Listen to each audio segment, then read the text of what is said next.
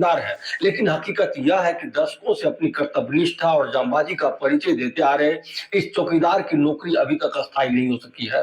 दिवंगत पूर्व केंद्रीय मंत्री रामविलास पासवान सहित कई मंत्री और पदाधिकारियों ने इनके लिए सरकार को पत्र लिखा। डीएम एसपी ने भी कई बार इन्हें नौकरी अस्थायी करने को लेकर आश्वासन दिया, लेकिन अभी तक यह डेली बेसिस पर चौकीदार की नौकरी कर रहे हैं। महज 10,000 के पगार में इनके परिवार का किसी तरह पेट तो बढ़ जाता है, लेकिन घर इतना जीर्ण शीर्ण है कि ये अपने आप को असुरक्षित महसूस करते हैं। यही कारण है कि ये लोग रात में चैन की नींद सो नहीं पाते हैं। बहरहाल इनको कब तक न्याय मिल पाता है यह तो शासन प्रशासन ही जाने, लेकिन इतना तय है कि अभी तक इनके द्वारा की जाती रही जांबाजी के एवज में नौकरी अस्थायी नहीं हो सकी, तो पुलिस के लिए अपना सर्वस्व न्यौछावर करने वालों का हौसला जरूर टूट जाएगा। अच्छा, एक बताइए कि आप चौकीदार हैं, चौकीदार की नौकरी मिली कैसे आपको? मैं सर पहले खस्सी बकरी के काम करते थे। प्रभु नारायण चौक पर सर एक दिन हम खस्सी बना दिए थे सर, तो थाना मरकाई बड़ा बाबू आए और चौकीदार को भेजे मीट लेने के लिए। मैं मीट आधा किलो बड़ा बाबू को तोल के दे दिया, आधा किलो चौकीदार लिया सर। चौकीदार पैसा दे दिया बड़ा बाबू को, बोला कि बड़ा बाबू लंजाना बना करके तब पैसा देगा। तो सर मैं बना के गए बड़ा बाबू के पास, कल करे तुम्हारे पास लाइसेंस है, तुम खस्सी काट दिया है? तो नहीं सर, हम तो गरीब आदमी है, रिक्शा चलाते थे सर, दिल्ली में एक्सीडेंट हो गया सर, इसलिए करके हम यही बुचड़पनी कर रहे हैं सर। तो नहीं, मुस्लिम में कोई चौकीदार नहीं है, तुमको चौकीदार बनना पड़ेगा। कल से तुम खस्सी पाठा बनाएगा तो तुमको हम जेल भेज देंगे। गारो चौकीदार को बोला, गारो एगो नॉमिनेशन फार्म लाओ, मुस्लिम में कोई चौकीदार नहीं, अपना सब रिपोर्ट देते रहेगा मुस्लिम बारे में, क्योंकि मुस्लिम चौकीदार को नहीं है। बस उसी घड़ी सर हमको नॉमिनेशन फार्म ला करके बना करके और बोल दिया कि आज से हमारे थाना पर आओ जाओ, जब बहाली होगा तुमको हम बहाल कर लेंगे, तुम जब सीट खाली हो जाएगा ना तो हम बहाल कर लेंगे। बुजुर्ग उसी बात पर हम खाटना शुरू कर दिए सर। मैं हम कोई चीज़ का काम धाम कोई चीज़ नहीं किए सर, ये चौकीदारी अपना सब दिन करते, समाज का सेवा करते हुए आए सर, जिसमें कई बार सर हम बदमाश किडनैप को भी पकड़े सर, हथियार वाले को भी पकड़े सर, दारू वाले को भी पकड़े सर। पर फिर भी सर आज होगा कल होगा सर, हमको हंसोसा देते गया कि ठीक है अब हो जाएगा अब हो जाएगा।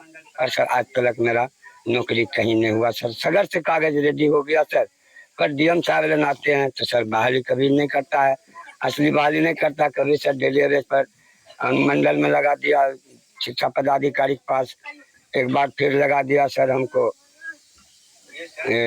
हॉस्पिटल में, फिर ज्वाइनिंग लेटर निकाला सर हाई स्कूल का, वहाँ भी नहीं रखा सर। तो अंतिम में ये डीएम साहब जो भगवान बन के आया खुदा के नाम पर, हमको यहीं पर लगाया सर। 10,000 रुपया के महीना पर हमको रखा गया सर, जिसमें 2,000 रुपया पीएफ कर जाता सर। तीसरा महीना जा रहा सर, 2,000 रुपया मेरा पीएफ करता सर, 8,000 रुपया हमको देता है सर।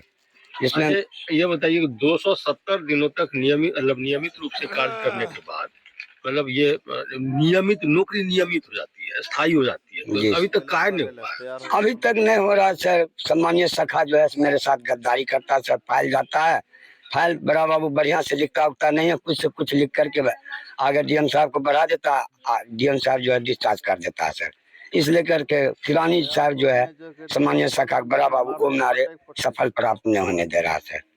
मतलब जानकारी मिल रही है कि घूस मांगता है और आप घूस नहीं दे पाते, जिसके कारण आपकी सर घूस भी मांगा सर, तो उस पर भी हम बोले सर कि हम गरीब आदमी हैं सर, बोला जाए तो कुछ हम व्यवस्था करें। तो नहीं जाइए, हम कुछ व्यवस्था नहीं करते हैं, तुमको नहीं होगा नौकरी।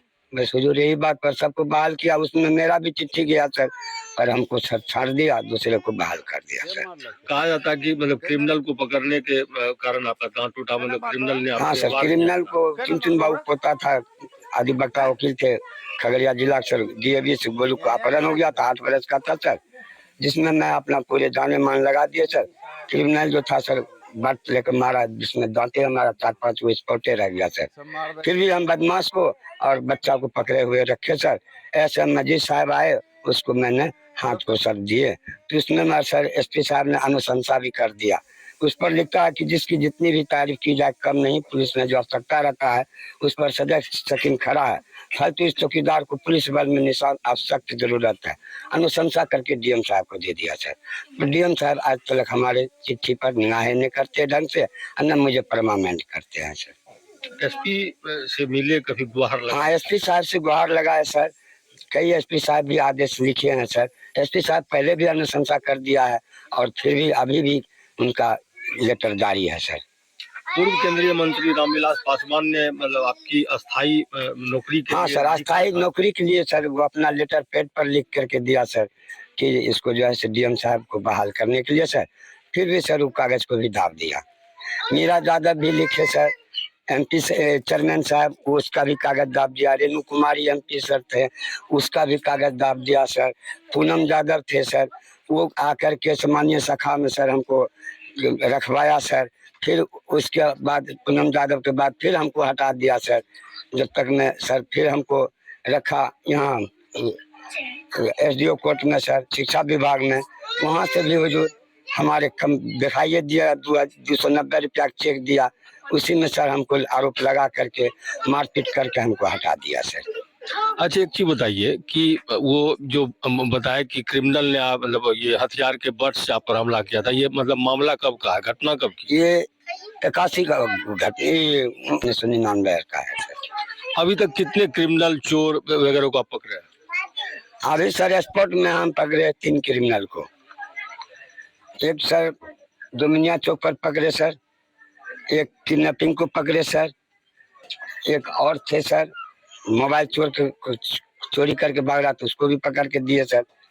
स्टेशन पर मेरा जब घर डूब गया था तो वहाँ भी एक बदमाश को पकड़ के सोना की सिकड़ी लेके भाग रहा था सर, उसको भी मैं जीआरपी थाना में लोड किए सर। वहाँ पर बाल बच्चा हम सब लेकर के रह रहे थे बाहर में सर। अच्छा, मतलब ये जानकारी मिल रही है कि आपका जो पुश्तैनी जमीन है उस पर भी लोगों ने कब्जा कर लिया और वहाँ से आपको भागना पड़ा? सर हम जब शिक्षा विभाग में ड्यूटी कर रहे थे सर, तो हमारे बीवी को लेटरिंग में जाने से मना किया और उसी जगह हमारे बीवी को मारपीट करने लगा सर। हम गए तो हम पर सर गोली लेकर के निकल गया। तो हम सब जात के कानून हमको सारी तौर में बचाया, 4-5 गो महिला मिल करके, बल्कि वो भी महिला अभी तक जिंदा है सर, जो कि देखा जाए कम से कम 80-90 साल का सुपर ही जागा बुढ़ी का उम्र। उस जगह जिसको जमीन भी हम बेचे सर, वो भी ने हमको बचाया सर। तब जा करके सर हमको रातें रात वो कानून भाई भगाया, जो कि अभी तक है। देखिए मेरे परिवार को जैसा दंड 13 गो टका है उसके सर दिमाग में। अच्छा, इतने प्रमाण पत्र आपके पास हैं, विभिन्न पदाधिकारियों के, विभिन्न नेताओं के लेटर आपके पास हैं, बावजूद इसके आपके साथ अन्याय क्यों हो रहा है? अन्याय क्यों हो रहा है कि सर हम एक गरीब का बच्चा है, हम गरीब हैं सर, मेरे पास तो कुछ है नहीं। मेरी माँ भीख मांगता था, इससे लेकर के आदमी सब बोलता कि जिस भिखारी का बच्चा कहीं चौकीदार बनेगा। हमको आदमी घृणा मानता है सर, बड़े बड़े आदमी हमारे नहीं चाहता है सर। अच्छा, एक चीज बताइए कि मतलब शरीर तो आपका, मतलब कद काठी तो आपका इतना बुलंद नहीं है जितना हौसला आपका बुलंद है। अपराधियों को कैसे, मतलब इस कद काठी के बाद भी आप अपराधियों को कैसे पकड़ लेते हैं? हुजूर मैंने इसलिए पकड़ लेते हैं कि सर मेरा गांव में दाग नहीं हो, हम अपना जान देने के लिए हमेशा तैयार रहते हैं। हम गांव में कोई अफवाह नहीं फैलने देते हैं सर। मतलब जिसमें अब ये आपको चौकीदार की नौकरी मिली थी उस समय उम्र क्या रहा होगा आपका? उम्र सर उस घड़ी मेरा 22 साल की उम्र था सर। तो क्या लगता है कि ये नीतीश सरकार आपके साथ अन्याय कर रही है?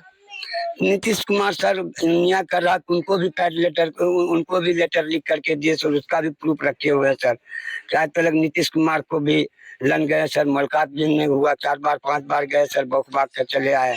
नीतीश कुमार भी सर मेरे ऊपर सहारा अभी तक कुछ नहीं कर रहा है, जबकि असेंबली क्वेश्चन भी छत्रपति यादव ने किया सर, पर फिर भी उसको भी असेंबली क्वेश्चन का भी कोई मतलब नहीं हुआ सर।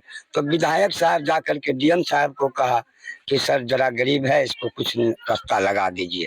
तो यही डीएम साहब अभी जो वर्तमान है भगवान के रूप में, यही बेचारे हमको हॉस्पिटल में लगाया गया सर। अभी आपकी ड्यूटी कहाँ लगी हुई? अभी टीबी वार्ड में है सर, हम सीएच के पास में।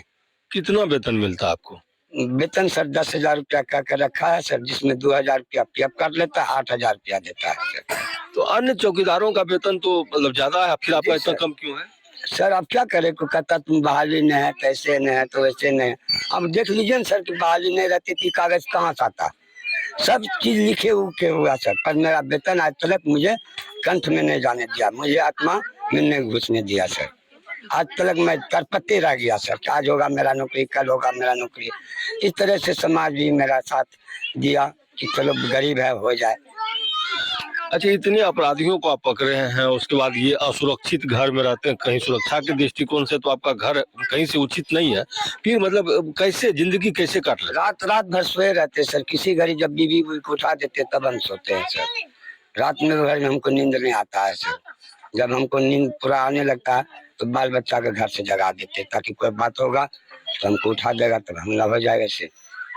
अच्छा, मतलब ये सरकार से, डीएम से क्या मतलब क्या आरजू करते हैं, क्या विनती करते हैं? हम आरजू यही के लिए कहते हैं कि सर मैं जितना दिन वर्दी पे नहीं, इस वर्दी को लाज बचा लीजिए, मुझे नौकरी परमानेंट दे दीजिए बस, और कुछ नहीं है सर। मेरा इज्जत खाली बचा रहे सरकार। इज्जत बचाने का मतलब नहीं समझ पा रहे हैं। इज्जत बचाने के लिए, इसलिए कि जिंदगी में बर्बाद कर दिए वर्दी पहन के सर। आज ये वर्दी पहन के हम कोई काम पर भी उतरते थे, चोर क्रिमिनल हमको बचने नहीं देगा सर। इसलिए सरकार हमको बहाल करिए परमानेंट। मेरा घर की स्थिति देख लीजिए, कोई इज्जत नहीं है मेरे पास में। रात रात भर जागे रहते, 8 घंटा ड्यूटी करते हैं सर। 9 बजे जाते हैं, 5 बजे आते हैं। आपके कितने बच्चे हैं? 7 लड़का 3 लड़की है सर। आपके पति कहते हैं रात रात भर सोते नहीं है और सुबह में फिर अपनी ड्यूटी करते हैं, चौकीदार है। मतलब ये बताइए कि आपके पति के साथ क्या परेशानी है कि वो रात रात भर सोते नहीं? बहुत परेशानी है कि से चोर बदमाश है, घर टूटा फूटा, कोई चीज के ठिकाना नहीं है। यही के परेशानी में जागल रहता है, उसके संग में हम भी जागल रहते हैं। क्या नाम है आपका? संतो खातून। आपके पति का नाम? मोहम्मद सकीम से। अच्छा, आपके पति कब से चौकीदार है? बहुत दिन से है सर। पेट में नुरा बांध कर रहते हैं, दिन दिन भर रात भर भूखल रहते हैं। कोई देखने वाला नहीं है, बीमारी से परेशान अलग रहते हैं। बहुत मजबूर है। सरकार से क्या मांग? सरकार से क्या मांगते हैं, पर तुम हम मानते हैं कि हमको जिंदगी हमारा सवर कर लौटा दीजिए, नौकरी हो जाना चाहिए परमानेंट। शकीब जी को बहुत अच्छी तरह से जान रहे हैं, वो थाना में सेवा दे रहे हैं, कभी बैंक में सेवा देते, ये हम बचपन से उनको देखते हुए आ रहे हैं।